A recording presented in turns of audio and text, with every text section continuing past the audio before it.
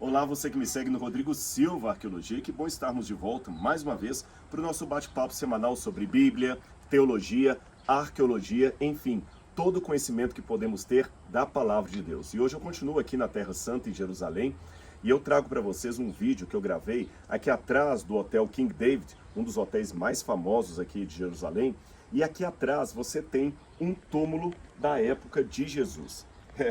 Ele está bastante abandonado, eu sei que você está percebendo isso aí. Você tem aqui uma ramagem, você tem mato crescendo, mas aqui é possível ver ainda as escadas desse túmulo. Lá embaixo você tem ainda o arco original, e se você olhar aqui, uma pedra que eles rolavam para fechar a entrada do túmulo. Bom, lá embaixo tem uma porta de ferro que não é parte original da estrutura. Foi a Prefeitura de Jerusalém que mandou colocar aquela porta ali, porque muitos jovens estavam usando esse lugar aqui para usar drogas, para ações ilícitas, então acabaram fechando ali. Mas aqui eu tenho o cenário de um túmulo que foi de uma família muito rica na época de Jesus. Alguns até pensam a essa tradição que provavelmente esse túmulo pertenceu a parentes do rei Herodes, pessoas da família do rei Herodes que teriam sido sepultados aqui. Outros arqueólogos pensam que poderiam ser parentes de familiares dos sacerdotes de Jerusalém. Quem sabe Anás, Caifás, esses sacerdotes, embora o túmulo deles mesmo foi encontrado lá perto do Vale do Cedron. Mas alguns pensam que podem ser familiares dos saduceus, enfim, da elite de Jerusalém. Seja de parentes de Herodes, sejam de parentes de Anás e Caifás ou de qualquer outro dos sacerdotes, o fato é que eu tenho aqui um túmulo original de família rica dos tempos de Jesus. E por que eu estou chamando a sua atenção para isso? Porque quando Jesus foi sepultado, vocês estão escutando esse som aí?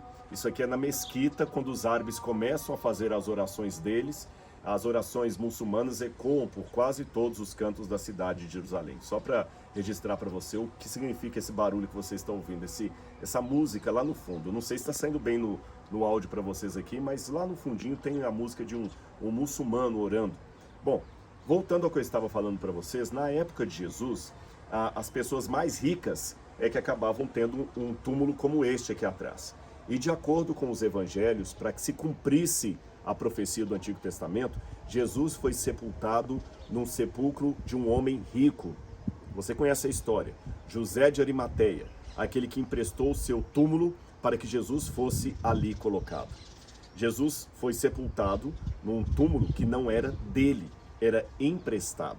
Então você conhece o Evangelho. Na sexta-feira, quando eles tiraram o corpo de Jesus do Calvário, de acordo com o Evangelho de Lucas, estava começando o sábado, o Shabat.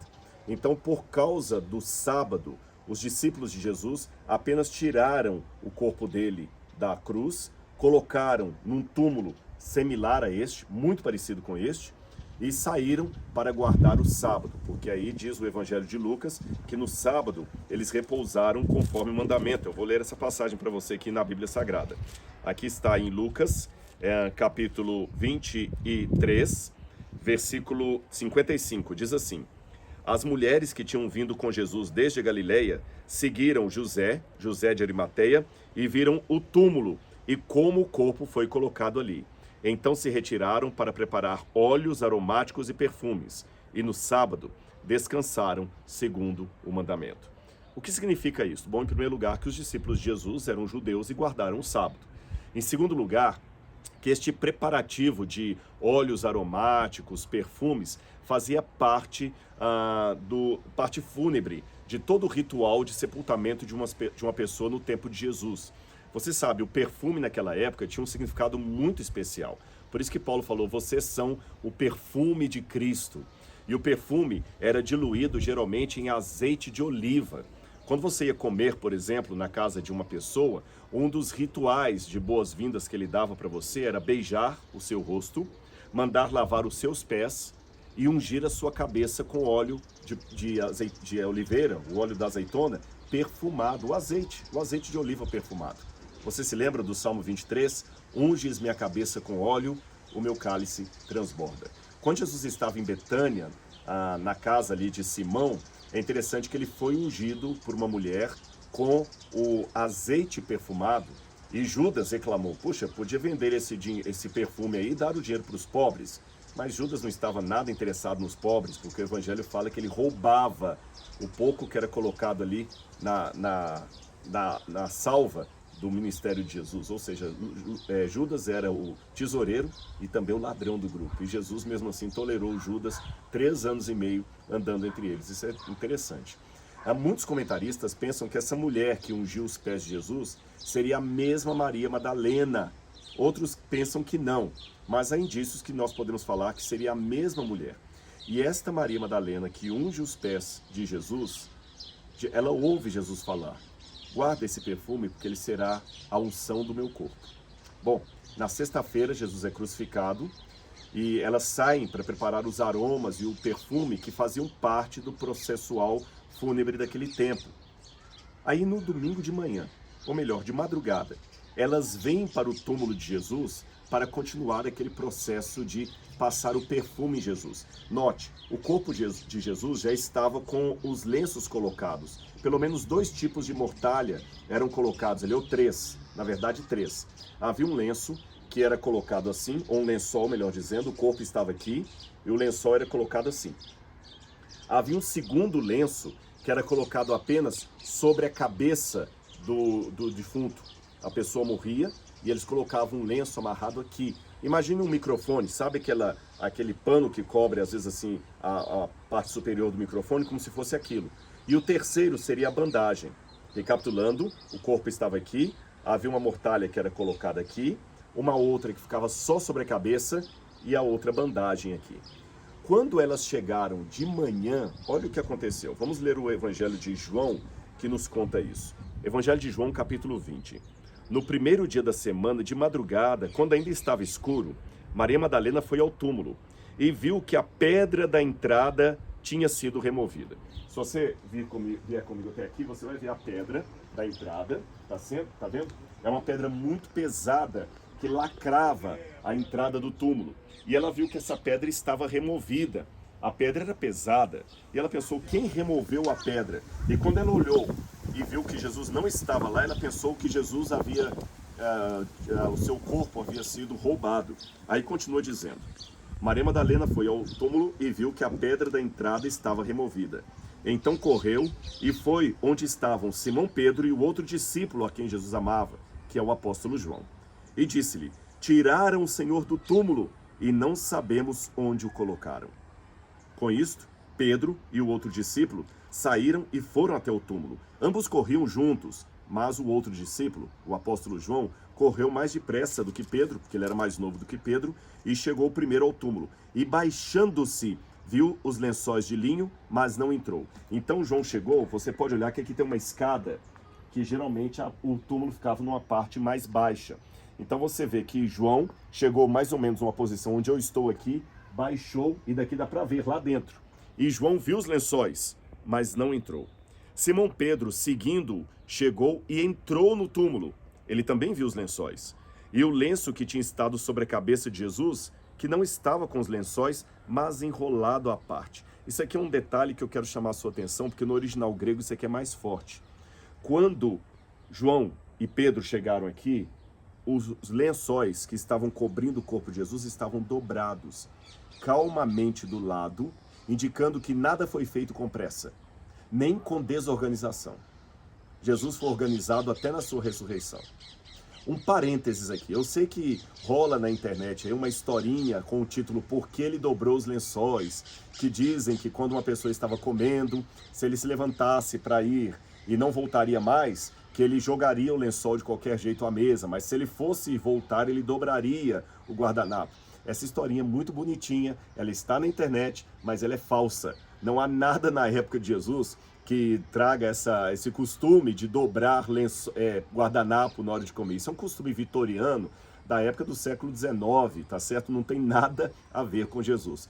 Aqueles que já leram o título Por que ele dobrou os lençóis na internet, pode riscar aí como sendo falso, fake, tá bom? Lendário, não tem nada a ver. Se não tem nada a ver isso, por que então Jesus dobrou os lençóis?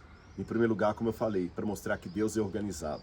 Em segundo lugar, para mostrar que a ressurreição não foi algo feito às pressas, para descaracterizar por completo a ideia de que alguém teria roubado o corpo. Porque se alguém fosse roubar o corpo, em primeiro lugar, como é que ele passaria pelos soldados romanos? Em segundo lugar, ele faria isso com pressa, apurado. Então ele deixaria os lençóis de qualquer jeito. Mas estavam dobrados, mostrando que o poder era de Deus. Agora, o detalhe maior que está no grego, a tradução não traz isso tão forte, é o que diz aqui, olha. Ele também viu os lençóis. E o lenço que tinha estado sobre a cabeça de Jesus e que não estava com os lençóis, mas enrolado no lugar à parte. Esta expressão no grego, enrolado, no grego é um verbo que dá a entender que essa parte estava murcha. Isso mesmo, murcha. Lembra que eu falei de 3 lençóis?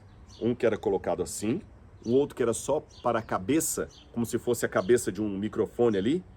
Este lençol que cobria a cabeça, ele estava murcho, dando a entender que Jesus saiu dele sem desfazer o pacote. Então não dá também para explicar que foi alguém que montou a cena para parecer a ressurreição, ou alguém que apenas dobrou os lençóis e tirou o corpo de Cristo, porque como a sua cabeça sairia do invólucro, do embrulho, sem desfazer o embrulho? Só pode ser por atividade divina, um milagre. E depois que os discípulos ficaram maravilhados e saíram, quem voltou para o túmulo, ainda acreditando que Jesus tinha o seu corpo sido roubado, foi Maria Madalena. E quando ela estava chorando no túmulo, ela viu um homem que ela pensou que era o jardineiro. E por quê? Havia um costume perto dos túmulos, nesse aqui nós não temos como mostrar para vocês, mas muitos túmulos têm nas redondezas assim, um lugar que era para você pisar uvas, um lagar de uvas, ou quem sabe para plantação de algumas oliveiras, ou seja, um jardim, não jardim de flores, mas um jardim de uvas, havia sempre perto dos túmulos. Nós não sabemos o porquê dessa tradição judaica, mas vários túmulos do segundo templo, da época de Jesus, tinham um jardim perto. Ela pensou, é o jardineiro. E ela correu para ele e falou assim, Senhor, fala onde é que o Senhor colocou o corpo do meu mestre, que eu vou lá buscar. Mas aquele jardineiro era o próprio Jesus de Nazaré. E ele falou assim, Maria, você não está me reconhecendo, filha? Sou eu. E a Bíblia fala que quando ela viu, ela o chamou em aramaico, Raboni, que quer dizer meu mestre. E olha o que a Bíblia fala que ela fez. O verso 14 diz, depois de dizer isso, ela se voltou para trás e viu Jesus em pé, mas não reconheceu que era Jesus. Jesus lhe perguntou, mulher, por que você está chorando? A quem você procura? Ela, supondo que fosse o jardineiro, disse, se o Senhor o tirou daqui, diga-me onde o colocou e eu o levarei. Jesus disse, Maria. E ela, voltando-se, lhe disse em hebraico, Raboni, na verdade era aramaico. É que quando a gente pega aqui na Bíblia, no grego antigo, as palavras para hebraico e aramaico eram as mesmas palavras. Raboni quer dizer mestre. Jesus continuou, não me detenha, porque ainda não subi para o meu Pai. Mas vá até os seus irmãos e diga-lhes, subo para o meu Pai e o Pai de vocês, para o meu Deus e o Deus de vocês. Então Maria Madalena foi e anunciou aos discípulos, eu vi o Senhor. No grego, essa expressão, não me detenhas, dá a entender que quando ela viu que era Jesus, ela agarrou as pernas de Jesus, não queria soltá-lo. Foi uma cena até cômica, como se falasse assim, ô filha, calma filha, eu ainda não subi para o meu pai, eu sei que você está empolgada, olha, calma, respira fundo, sou eu. Vá contar para os meus discípulos, os seus irmãos, que eu vou para o meu pai e o pai de vocês. Eu não sei onde estava o túmulo de Jesus aqui em Jerusalém, mas uma coisa eu tenho certeza, o túmulo dele ficou vazio, porque ele ressuscitou para a glória de Deus o Pai e confirmação da minha e da sua salvação. Esse túmulo do primeiro século é apenas uma imagem do que deve ter acontecido naquele fantástico domingo em que o Salvador recobrou a vida e comprovou que a nossa salvação é segura, é eterna. Hoje os sinos dobram. Vocês ouviram os muçulmanos no começo, mas vocês escutam também os sinos. A presença de cristãos ainda é marcante aqui nesse país. Temos que anunciar ao mundo que cremos no Cristo que morreu, ressuscitou e em breve voltará. Que a graça de Jesus esteja com você. Espero que você tenha gostado desse vídeo e não perca o nosso encontro na semana que vem para outro vídeo que eu vou falar sobre a Bíblia Sagrada. Um grande abraço e até lá. Tchau, tchau.